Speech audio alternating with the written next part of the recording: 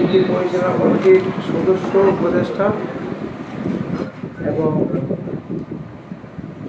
আমাদের রেলওয়ে সাহেব, আসসালামু আলাইকুম ওয়া রাহমাতুল্লাহি ওয়া বারাকাতুহু।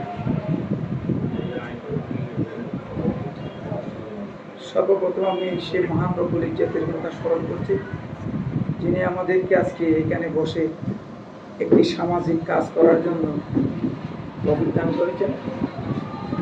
তার সাথে সাথে মানবতার মুক্তির দূত হযরত মুহাম্মদ মুস্তাফা সাল্লাল্লাহু আলাইহি ওয়াসাল্লামের রওজা মুবারক হাজারো দরুদ শরীফ প্রেরণ করছি।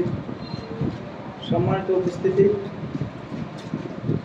আমরা আজকে এখানে যারা বসেছি, নিঃসন্দেহে আমরা শিক্ষাকে বাংলাদেশের বিভিন্ন পর্যায়ে যেভাবে শিক্ষা লাভ করেছি, আমাদের এই টেকনাফ অজপাড়া গ্রামের এই শিক্ষাকেও তার সাথে কম্পারেটিভলি তার সাথে সমান মর্যাদা সম্পন্ন শিক্ষা লাভের উদ্দেশ্যে আমাদের আজকের এই আয়োজন, বৃত্তি পরীক্ষার আয়োজন।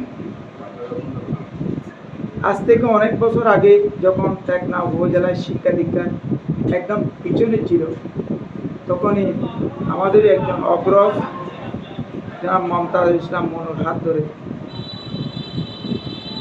ডাক্তার হৃদরোগ বিশেষজ্ঞ ডাক্তার জামাল আহমদের সার্বিক সহযোগিতায় এতদ অঞ্চলে বেসরকারি বৃত্তি পরীক্ষা আরম্ভ হয়। ওই বৃত্তি পরীক্ষার পরপরেই মরহুম আলহাজ আমির আলী সাহেবের স্মরণে ওনার এই পুত্র জনাব মরহুম এসকে আনোয়ারের সহযোগিতায় আমাদের প্রচেষ্টায় আলহাজ আমির আলী স্মৃতিবৃত্তি শুরু হয়েছিল।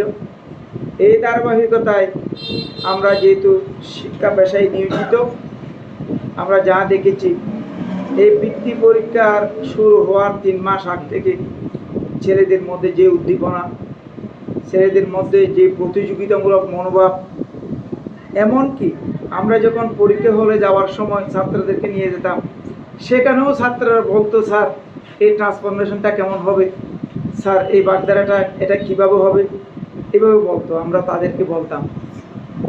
পরীক্ষার পরপরে ওরা এসে আমাদেরকে খুঁজে বের করতো, স্যার আমি এত আনসার করেছি, এত পাবো। কিন্তু ঠিক রেজাল্ট যখন হয় আমরা ঠিক বুঝতে পারতাম ওরা যে টার্গেট তাদের ছিল তারা কাছাকাছি থাকতো। আমাদের মন ফুলে অনেক বড় হয়ে যেত। আসলে শিক্ষকতার সফলতা সেখানেই মন। আজকে এই বৃত্তি পরীক্ষাগুলোতে যারা অংশগ্রহণ করে ভালো রেজাল্ট করেছিল, তারা প্রত্যেকে বিশেষ ক্যাডার আমার চোখের সামনে। হাইকোর্টের লয়ার, সহকারী জজ, সবগুলো দেখা যাচ্ছে। তো নিঃসন্দেহে এই বৃত্তি পরীক্ষার কোনো শিক্ষার ক্ষেত্রে অগ্রগতির জন্য এই বৃত্তি পরীক্ষার কোনো বিকল্প নেই।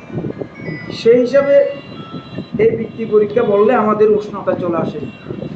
আমাদের শত দন্যতার মধ্যেও আমরা বৃত্তি পরীক্ষায় অংশগ্রহণ করতে এবং সহযোগিতা করতে আমরা চিন্তা ভাবনা করি।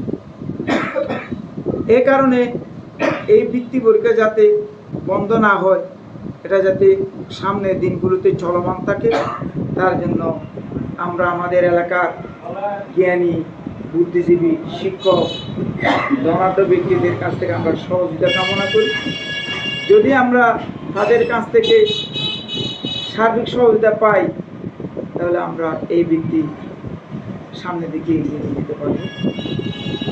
আর পরিশেষে আমাদের সাথে যারা আমাদের সহকর্মী হয়েছে, তারা নিঃসন্দেহ এক গাদা অভিজ্ঞতা তাদের জড়িত রয়েছে। তারা যদি ইচ্ছে পোষণ করে আমাদের কাঙ্ক্ষিত আমরা যেভাবে পরীক্ষা নিতে চাচ্ছি, সেভাবে ইনশাআল্লাহ আমরা পরীক্ষাটা সম্পন্ন করতে পারবো এবং আমরা ভালো একটা ফলাফল উপহার দিতে পারব। পরিশেষে এলাকার উদ্যমী, ত্যাগী শিক্ষক এবং শিক্ষিত ব্যক্তিদের সহযোগিতা কামনা করে আজকের এই বৃত্তি পরীক্ষার প্রস্তুতির শেষ করলাম। আসসালামু আলাইকুম।